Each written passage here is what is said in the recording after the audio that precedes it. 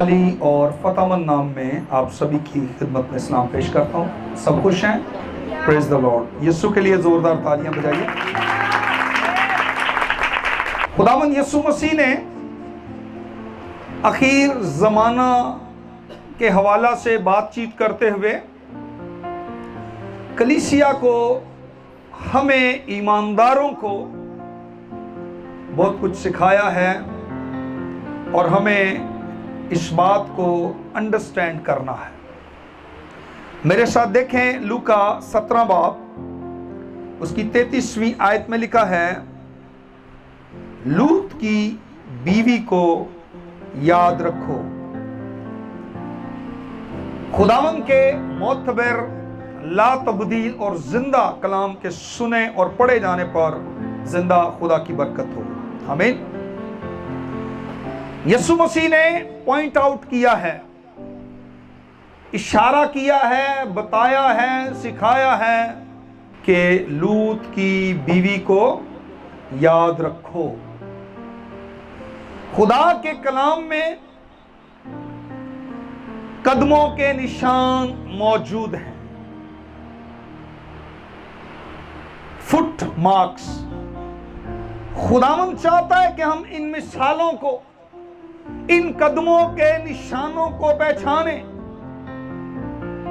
اور یہ فیصلہ کریں کہ ہمیں ان کے نقش قدم پر چلنا ہے یا ان سے سبق حاصل کرنا ہے. خداوند یسوع مسیح کا دوبارہ زمین پر آنا یعنی دوسری آمد، آمد ثانی، اس سے پہلے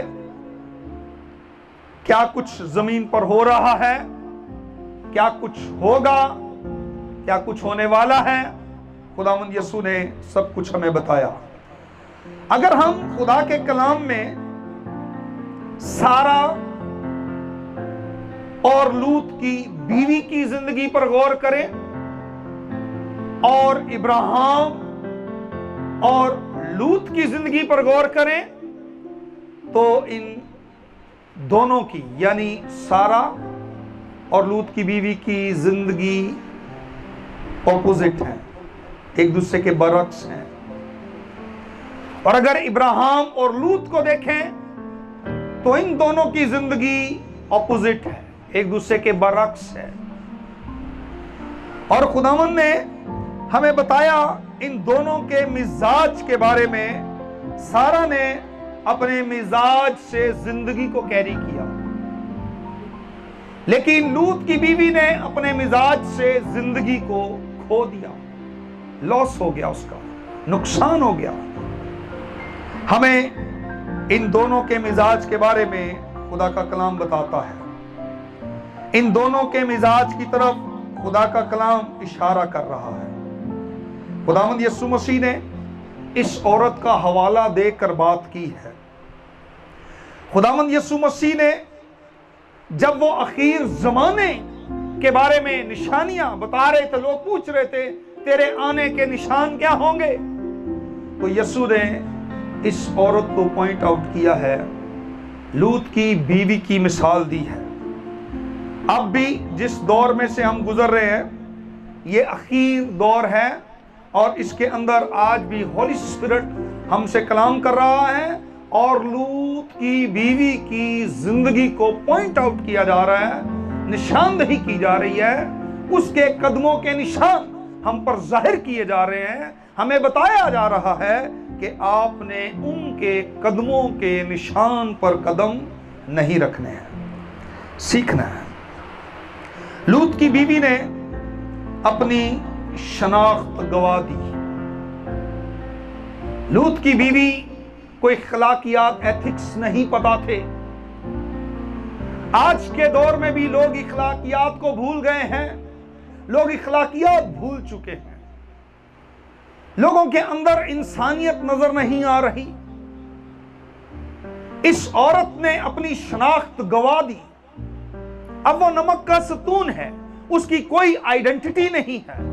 اگر ہم نمک کا ستون بنتے ہیں، اگر ہم نقصان اٹھاتے ہیں، اگر ہم دنیا میں رہ جاتے ہیں، اگر ہم آگ کا ایندھن بن جاتے ہیں تو ہماری کیا شناخت ہے، کیا آئیڈینٹی ہے، اس نے نقصان اٹھایا۔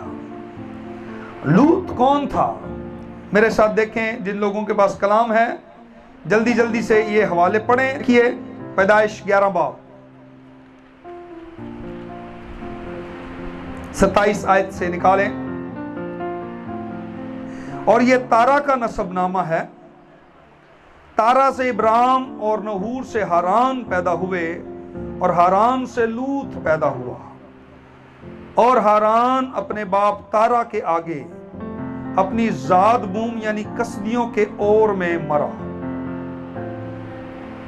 اور ابراہیم اور نحور نے اپنا اپنا بیاہ کر لیا، اور ابراہیم کی بیوی کا نام ساری اور نحور کی بیوی کا نام ملکہ تھا جو ہاران کی بیٹی تھی۔ وہی ملکہ کا باپ اور اسکا کا باپ تھا۔ اور ساری بانجھ تھی اور اس کے کوئی بال بچہ نہ تھا۔ اور تارا نے اپنے بیٹے ابراہیم کو اور اپنے پوتے لوط کو جو ہاران کا بیٹا تھا، اور اپنی بہو ساری کو جو اس کے بیٹے ابراہیم کی بیوی تھی، ساتھ لیا، اور وہ کسدیوں کے اور سے روانہ ہوئے کہ کنعان کے ملک میں جائیں۔ اور وہ ہاران تک آئے اور وہیں رہنے لگے۔ اور تارا کی عمر 205 برس کی ہوئی، اور اس نے ہاران میں وفات پائی۔ اس حوالے کو پڑھنے سے پتہ چلتا ہے لوط کون تھا۔ کون تھا لوط؟ ابراہیم کا بھتیجا۔ لوط نے اپنی زندگی میں بہت جلد اپنے باپ کو کھو دیا۔ ہم اس کی ماں کے بارے میں تو نہیں جانتے، لیکن اس کے باپ کے بارے میں یہاں لکھا ہے۔ اور جب اس نے اپنے باپ کو کھو دیا، اس کے باپ کی ڈیتھ ہو گئی، تو لوط یتیم ہو گیا، اور وہ اپنے دادا اور اپنے چاچا کے رحم و کرم پر تھا۔ پھر اس دوران لوط نے ہاران کی سرزمین پر اپنا دادا بھی کھو دیا۔ وہاں پر اس کے دادے کی ڈیتھ ہوئی، ابراہیم کے والد کی۔ اب لوط شاید ابراہیم کی ذمہ داری تھا، کیونکہ ابراہیم جو تھا یہ اپنے باپ کا جو تھا فرسٹ بورن تھا، یہ پہلوٹا تھا، یہ پہلا بیٹا تھا، تو یہ بڑا تھا چونکہ ابراہیم، اس لیے لوط اب اس کی رسپانسبلٹی تھا، اس کی ذمہ داری تھا۔ ابراہیم کے باپ کی وفات کے بعد جو لوط کا دادا تھا، خدا نے ابراہیم کو بلایا۔ آپ دیکھیں پیدائش کی کتاب اس کا 12واں باب نکالیں۔ خداوند نے ابراہیم سے کہا کہ تو اپنے رشتہ داروں اور ناطے داروں میں سے نکل جا۔ ابراہیم خدا کے کہنے پر چل پڑا، اور لوط بھی اس کے ساتھ ہی چل پڑا۔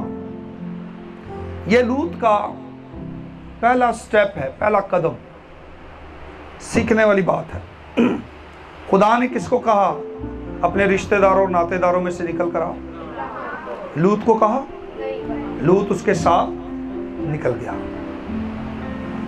ہم جو خدا کے لوگ ہیں، ایمانداروں کے لیے پہلا سبق ہے، لوط کا پہلا سٹیپ، پہلا قدم، خدا نے بلایا بھی نہیں اور وہ ساتھ چل پڑا ہے۔ کئی لوگ مل جاتے ہیں، کلیسیا میں آ جاتے ہیں، خدا نے بلایا نہیں ہے، چنا نہیں ہے، چل رہے ہوتے ہیں ساتھ، کلیسیا کے اندر ہی موجود ہوتے ہیں، جنہیں دور حاضرہ کی زبان میں ملی جلی بھیڑ کہتے ہیں۔ کوئی ایکسپیرینس نہیں، بلایا نہیں، جانتے نہیں خدا کو، پر آ گئے ہیں۔ اور وہ یہ قدم تمام ایمانداروں کے لیے ایک سبق ہے۔ غور کیجئے، خدا کا کلام بتاتا ہے، یہ انتہائی غور طلب بات ہے۔ کلام نہیں کہتا کہ لوط نے ابراہیم کی پیروی کی جیسے ابراہیم نے خدا کی پیروی کی۔ لوط ابراہیم کے ساتھ آیا ضرور، لیکن اس نے ابراہیم کی پیروی نہیں کی، فالو نہیں کیا اس نے ابراہیم کو، جیسے علیشا نے ایلیا کو کیا، یشوع نے موسیٰ کو کیا، رسولوں نے یسوع کو فالو کیا۔ اس طرح لوط نے ابراہیم کو فالو نہیں کیا، ساتھ چلا گیا تھا وہ، لیکن کلام کہتا ہے کہ لوط ابراہیم کے ساتھ تو گیا، लेकिन इब्राहिम की पैरवी नहीं की। कलाम लूत और लूत की फैमिली के बारे में, उनकी जिंदगी के बारे में बड़ा क्लियरली बता रहा है, बड़ी सफाई के साथ, वजाहत के साथ बता रहा है। किसी गलत फहमी में ना रहिएगा। लूत की फैमिली के बारे में सुने। उसकी फैमिली के बारे में लिखा हुआ कि उसके खानदान का अंजाम क्या हुआ। लूत के बारे में लिखा है कि लूत ने फैसला नहीं किया, उससे फैसला लिया ही नहीं गया, वो डिसाइड ही नहीं कर पाया, और ये उसका लॉस था कि उसने फैसला करने में लापरवाही की। लूत के खानदान के नुकसानात के जो नताइज बाइबल में मौजूद हैं, खुदा का कलाम उसके नुकसानात के बारे में बताता है कि उसकी इस लापरवाही का नतीजा क्या हुआ। फैसला ना करने का नतीजा क्या हुआ। आज कई लोग हैं वो फैसला नहीं कर पा रहे खुदा के साथ चलना है या नहीं चलना। अपनी फैमिली के बारे में फैसला नहीं कर पा रहे, अकेले ही चर्च भागे आते हैं, फैमिली की कोई फिक्र नहीं है, फैमिली के बारे में कुछ नहीं सोच रहे, फैमिली के बारे में कुछ नहीं वो समझते, कह रहे चलो जिंदगी गुजर रही, कोई गल नहीं। आपको बताना चाहता हूं कि इस वक्त खानदानों के खानदान नुकसान उठा रहे हैं, उनकी औलादें नुकसान उठा रही हैं, उनकी औलाद मुश्किलात का शिकार हैं। रीजन उनके पेरेंट्स हैं, बाप है, माँ है। लूत की जिंदगी से सीखें। यह शख्स फैसला नहीं कर रहा, यह शख्स लापरवाह है, और नुकसान देखे कितने बड़े हुए हैं, क्योंकि इसका रवैया खुदा के साथ शख्सी ताल्लुकात इसके बारे में बताता है। इस शख्स का रवैया ठीक नहीं है, लोगों का रवैया खुदा के साथ अच्छा नहीं है, लोग खुदा के साथ सिंसियर नहीं है, वफादार नहीं है। इब्राहिम खुदा के साथ शख्सी राबता ताल्लुक रखने वाला शख्स था, लेकिन लूत खुदा के साथ शख्सी ताल्लुक नहीं रखता था, इसलिए इसको लॉस हुआ, नुकसान हुआ। यह बात खास और जरूरी है कि हमें इब्राहिम की तरह खुदा के साथ अपने ताल्लुकात को मजबूत बनाना है। किसकी तरह? इब्राहिम की तरह। लूत और उसके घराने की तबाही की वजह क्या थी? सुनिए, बड़ी खास बात है। लूत और उसका खानदान क्यों बर्बाद हुआ, क्यों तबाह हुआ? इसकी बहुत बड़ी रीजन है, और वो ये सबसे पहली बात, पैदाइश 12 बाब पहली 4 आयत बहन ने पढ़ी। इब्राहिम खुदा की आवाज सुनने और मानने वाला शख्स था।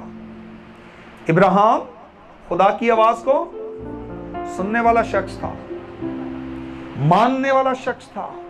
लेकिन लूत ये ना खुदा की आवाज सुनता था, ना इसने खुदा की कोई बात मानी, ना इसके बारे में कोई ऐसा रिकॉर्ड बाइबल में मौजूद है। लूत का कोई ऐसा रिकॉर्ड नहीं है कि उसने खुदा की बात सुनी हो, खुदा की बात मानी हो, खुदा के कहने पर चला हो। इसका कोई रिकॉर्ड नहीं है। उसका खुदा के साथ कोई शख्सी राब्ता ना था, वो खुदा की सुनने और मानने वाला नहीं था लूत।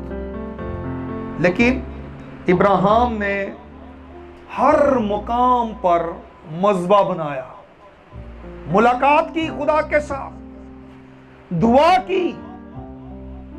लूत ने कहीं पर भी कोई मज़बा नहीं बनाया, लूत ने कहीं पर भी खुदा के साथ बात करने की जुर्रत नहीं की, लूत ने कहीं भी खुदा से दुआ नहीं की, ना ही कोई मदद हासिल की है। पैदाइश 12 बाब 7वीं और 8वीं आयत को देखें, पैदाइश 13 बाब 4थी आयत और 18 आयत को देखें, और 22 बाब की 9वीं आयत को देखें। कोई एक पढ़ दे, मैंने 3 हवाले बताए आपको, 4। कोई? खुदावंद ने इब्राहिम को दिखाई देकर कहा कि यही मुल्क یہی ملک میں تیری نسل کو دوں گا۔ اور اس نے وہاں خداوند کے لیے جو اسے دکھائی دیا تھا ایک قربان گاہ بنائی۔ جب خدا ابراہیم کو دکھائی دیا اور اس سے وعدہ کیا کہ یہ ملک تجھے اور تیری نسل کو دوں گا، تو ابراہیم نے وہاں پر کیا کیا؟ ایک قربان گاہ بنائی، ایک مذبح بنا دیا کہ خدا کے ساتھ ملاقات ہوتی رہے۔ آج گھروں میں دعائیہ مذبے نہیں، آج کلیسیاؤں میں دعائیہ مذبے نہیں، دنیا اس قدر مصروف ہو گئی ہے، ہر ڈیٹ یاد ہے، شادی پہ کب جانا ہے، مائیوں پہ کب جانا ہے، تیسرے پہ کب جانا ہے، 10ویں پہ کب جانا ہے، بیٹی کے پاس کب جانا ہے، بیٹے کے پاس کب جانا ہے، ادھر کب جانا ہے، ادھر کب جانا ہے، سیر پہ کب جانا ہے، پر یہ نہیں پتا دعا میں کب جانا ہے۔ کوئی دعا کا ٹائم ٹیبل نہیں ہے، عبادت کا کوئی ٹائم ٹیبل نہیں ہے۔ دل کیا عبادت میں گئے، نہ کیا تو کوئی بات نہیں، اگلے اتوار، اگلے اتوار، اس سے اگلے اتوار، اس سے اگلے اتوار، اس سے اگلے اتوار۔ آپ نہیں جانتے کہ یسوع کس گھڑی آئے گا، آپ نہیں جانتے۔ تو جو کہتا ہے کہ میں کل فلاں شہر میں جاؤں گا، میں کل یہ کروں گا، میں کل وہ کروں گا، تجھے پتہ ہی نہیں انسان تیری زندگی کیا ہے۔ تیری زندگی پانی کے بلبلے کی طرح ہے، ابھی نظر آیا اور ابھی غائب۔ پلاننگ 1000 سالوں کی کر کے بیٹھا ہوا ہے اور پل کا پتہ نہیں ہے۔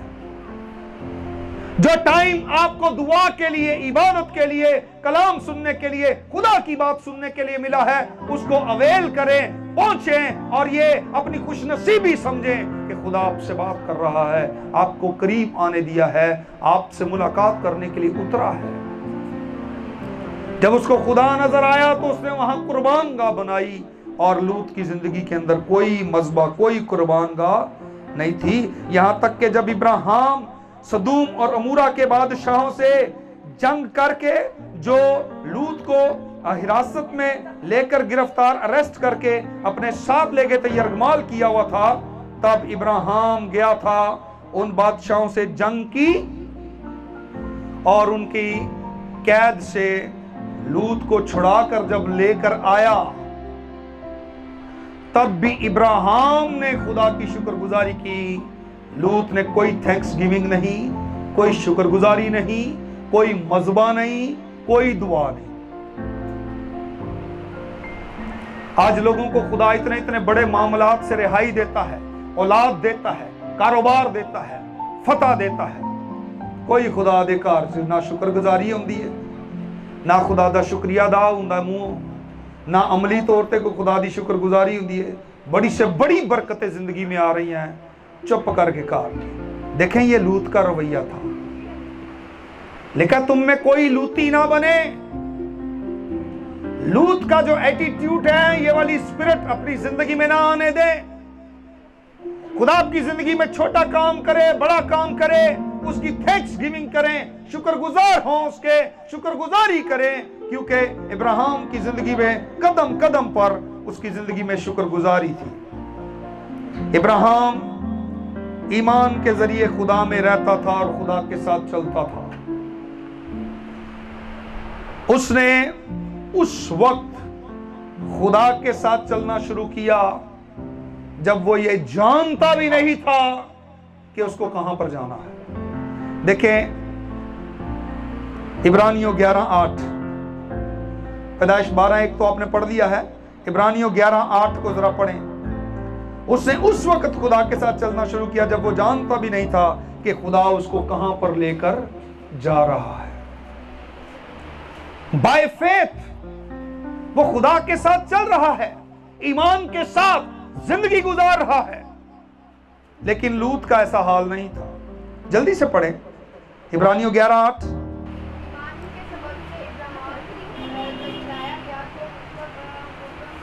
ایمان ہی کے سبب سے ابراہیم جب بلایا گیا تو وہ حکم مان کر اس جگہ چلا گیا جسے میراث میں لینے کو تھا، اگرچہ جانتا نہ تھا کہ میں کہاں جاتا ہوں، تو بھی روانہ ہو گیا۔ اچھا پتا کوئی نہیں میں چلا کتنے، جانتا بھی نہیں، लेकिन खुदा की बात सुन के रवाना बाय फेथ, कुछ भी नजर नहीं आ रहा, पता ही नहीं, इब्राहिम को पता भी नहीं, और वो चल पड़ा। इब्राहिम ईमान में रहता था, ईमान में चलता था, और ये उसके उल्ट था। ये ईमान में नहीं रहता था लूत, और ईमान में नहीं चलता था। वो हकीकत में इस जिंदगी में जो वो बदन के अंदर जिंदगी गुजार रहा था, वो ऐसी जिंदगी गुजार रहा था कि आंखों से देखकर, कि उसकी आंखें देख सकती हैं। एक अपॉर्चुनिटी मिली इसको। पैदाइश 13 बाब देखें, 10-13 आयत। सदूम के लोग खुदा की नजर में निहायत ही बदकार, और ये चुना है इलाका किसने? लूत ने। ये दुनिया निहायत ही बदकार है, खुदा की नजर में गुनाहगार है, और जाहिरी आंखों से देखने वाले दुनिया को पसंद करके बैठे हुए। इब्राहिम तो मुल्क कनान में ही रहा। कहां पर रहा? वो कनान से आगे पीछे नहीं हुआ है, ये कनान से आउट हो गया, आंखों से देख रहा है। इसने सदूम और अमूरा को देखा, आंखें उठाकर, ये अपॉर्चुनिटी दी है, ये मौका दिया इब्राहिम ने उसको कि अगर तू दाएं जाए तो मैं बाएं जाऊंगा। इब्राहिम गया किधर? क्या लिखा है? इब्राहिम कहीं गया? वो वहीं ठहरा रहा। अपॉर्चुनिटी दी इसको। आपके पास अपॉर्चुनिटी है, आपके पास मौका है।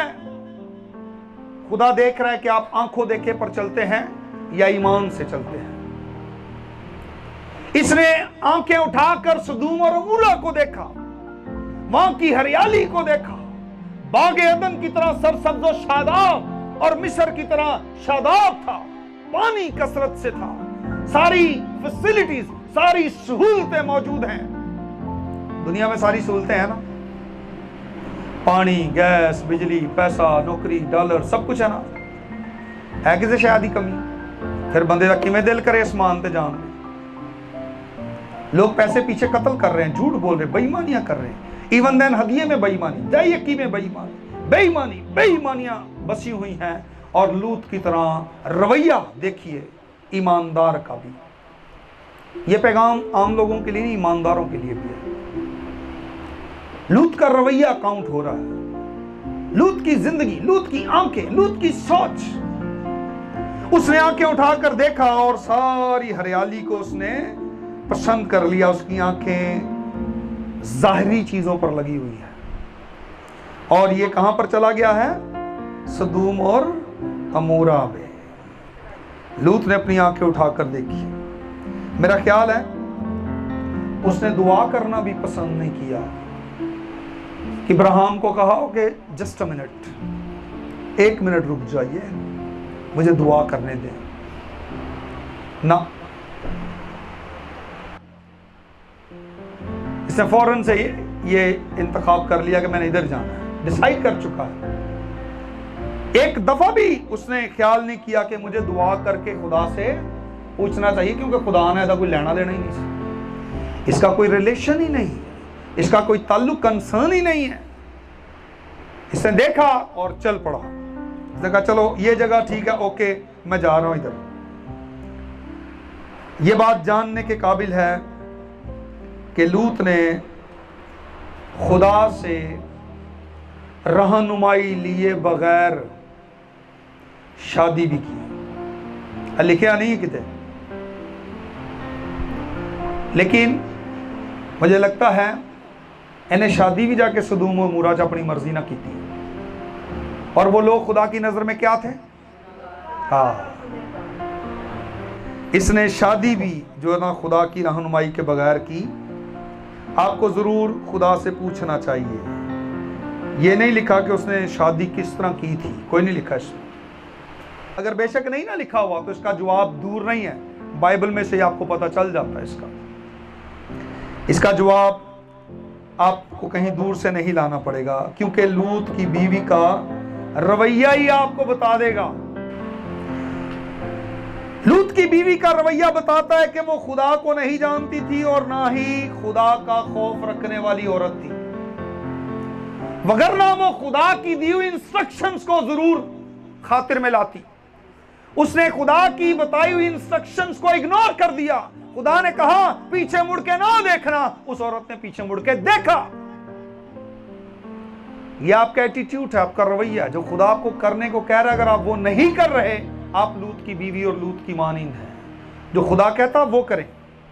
जब खुदा की इंस्ट्रक्शंस को आप फॉलो नहीं करेंगे तो आप लूत की बीवी की मानिंद या लूत की मानिंद होंगे, क्योंकि उन्होंने ये मिस्टेक्स की थी, ये गलतियां की थी। वो खुदा को नहीं जानती, ना उसके खौफ को मानती है, वरना वो खुदा की बताई हुई हिदायत पर जरूर अमल करती। अगर लूत खुदा के साथ चलता तो आज वो एक अजीम मिसाल होता, अजीम मिसाल। लेकिन चूंकि वो खुदा के साथ नहीं चला, इसलिए उसने वो जो चांस खुदा ने उसको दिया था उसने गवा दिया। खुदा हमें मौका दे रहा है इस दुनिया में। हम लूत की गलती से, लूत की बीवी की गलती और नाफरमानी से सीख सकते हैं कि हमें उनके नक्शे कदम पर नहीं चलना है, बच सकते हैं। लेकिन अगर आप भी वही गलती कर रहे हैं तो नुकसान उठाएंगे जिस तरह उन्होंने नुकसान उठाया। पहला कुरिन्थियों 10 बाब 6 और 11वीं आयत को पढ़े। 6 आयत और 11वीं आयत सुनिएगा।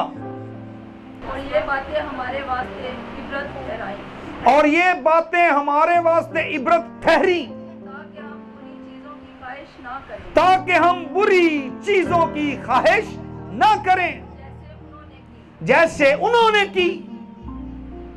11वीं आयत, ये बातें उन पर इबरत के लिए वाक़या हुई और हम आखिरी जमाना के लोगों के लिए नसीहत के वास्ते लिखी गई हैं। ये किस लिए यीशु ने पॉइंट आउट किया लूत की बीवी को? उन्होंने तो अपना अजर पाया, उनकी जिंदगियां अंजाम तक पहुंची नाफरमानी करके, शक करके, लालच करके, उनके बुरे रवैयों से उन्होंने अपना उसी वक्त अजर पाया और वो आज तक औरत नमक का सतून है।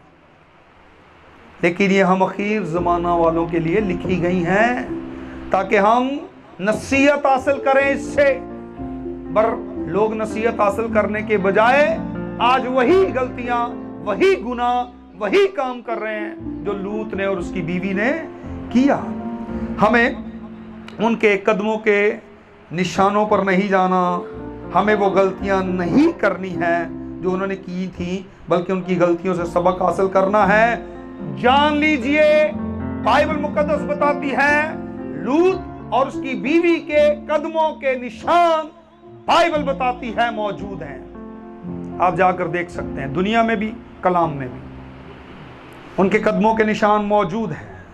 उनसे सबक हासिल करें, उनकी मानिंद गलती मत करें, ये खुदा का कलाम कहता है। और उनके कदमों के निशान मौजूद हैं। आप कभी भी उनके कदमों के निशानात पर चलने की कोशिश ना करें।